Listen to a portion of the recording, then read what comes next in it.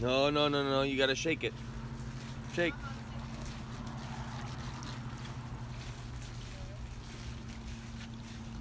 Go, Shani, go. Shake, shake, shake, shake. Put it in the water. Yay. No, keep going. There might be more.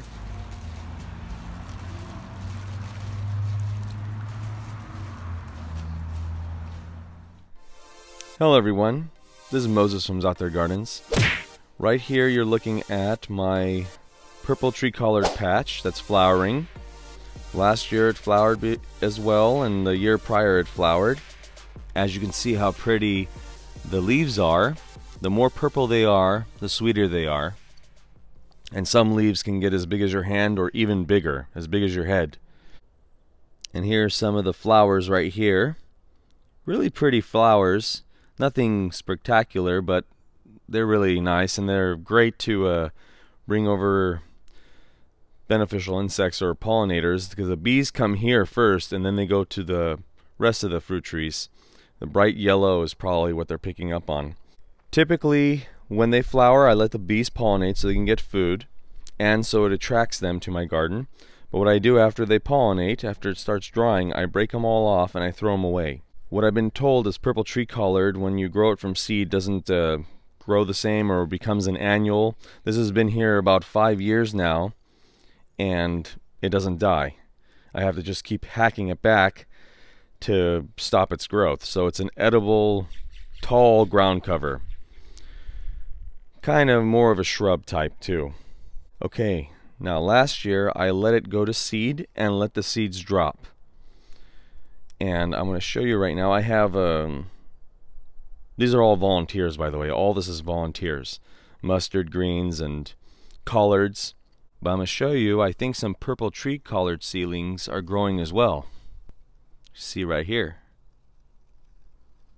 Isn't that really pretty? And they're growing like their parents, where they snake on the ground and they come up. All edible here. All of this. I don't do nothing there, and there's never sun here. It's always in the shade. As you can see, the sun is right here. There's the sun, and it's always shade until like May or end of April. So you can grow beautiful lush greens in the complete shade if you want. It's really amazing. Alright, everyone. Happy gardening. Bye.